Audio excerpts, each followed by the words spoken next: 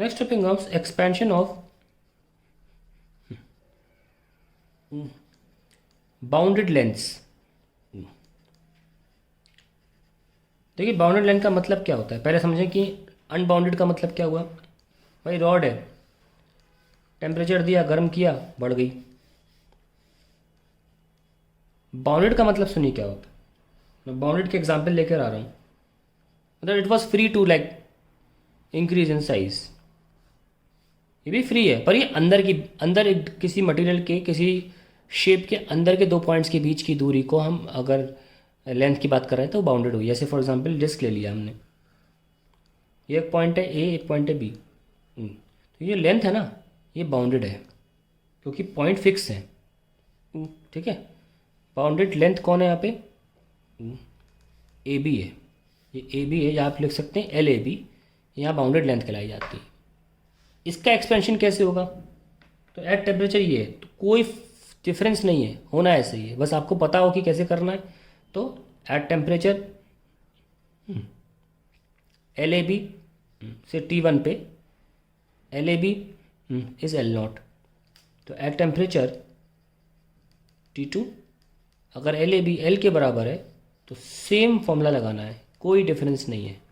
ये बात सिर्फ पता मात्र हो तो छोटे छोटे पेपरों में एग्जाम्स ऐसे सवाल सॉल्व हो जाएंगे, नहीं तो पता नहीं चलेगा करना क्या है, लगेगा ये तो फैल रहा है एरिया की तरह। तो लॉजिकली थोड़ा पता हो तो आइडिया मिल जाता है। ऐसे ही एक और एग्जांपल ले लेते हैं बाउंडेड लेंथ का।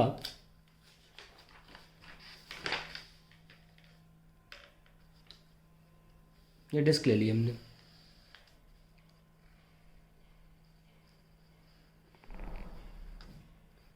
मान लो ये कोई पॉइंट्स मार्क कर लिए ए और बी, और ये मान लो रेडियस है, इसका इनर रेडियस इतना पतला है कि हम उसको R1 R2 नहीं मान के चल रहे हैं। मतलब इनर रेडियस है पर ये और ये ऑलमोस्ट बराबर है, ये सेंटर है। अब मान लीजिए एट टेम्परेचर T1 है, एट T1, और T2 पे कितना हो जाएगा, थोड़ा बढ़ जाएगा। तो कोई डिफरेंस नहीं है, नॉर्मली ही ये भी इंक्रीज होगा।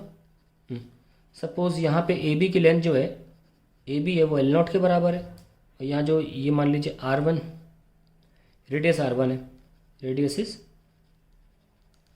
R1। तो अगर यहाँ बात करें एट टेम्परेचर T2, तो यहाँ पे जो ए बी की नई है, ए डैश बी डैश बोल लीजिए इसको, वो एल मान लें, और रेडियस जो है वो R2 हो चुका है, या R1 डैश बेटर होगा मानना, radius is now R1 dash. Relation देखना अभी भी सेम रिलेशन है, कोई फ़र्क नहीं आने वाला फॉर्मूले में, तरीके में कोई चेंजेस नहीं आएंगे। तो बस पता हो जाए तो बहुत अच्छी बात है। तो you can still use that formula for bounded lengths, there is no change at all. ठीक है, और अगर आपको एरिया निकालना है तो फिर ऑब्वियसली आप एरिया निकालने के लिए यहाँ पे पाई आर स्क्वायर लगाएंगे तो यहाँ 2 अल्फा आ जाएगा, तो आप यहाँ पे बीटा भी लिख सकते हैं, है कि नहीं। तो कोई डिफरेंस नहीं है इसमें। जैसे कि इनिशियल एरिया देखें अगर, तो होगा पाई R1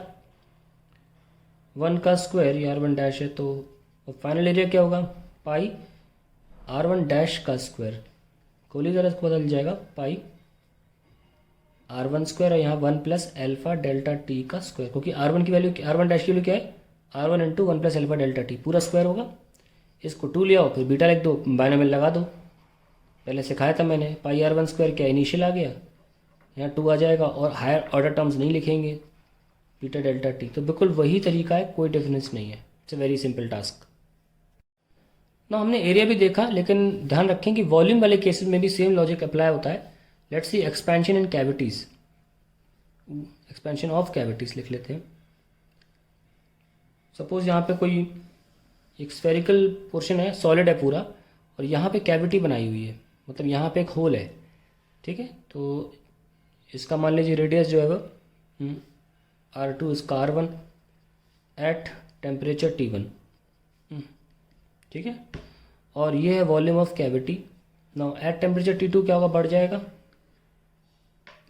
एट टेम्परेचर T2 ये कैविटी बढ़ेगी बिल्कुल, VC, और ये भी बढ़ा है, VC डैश ले लें इसको, VC है, ये R1 डैश, और ये हो गया R2 डैश।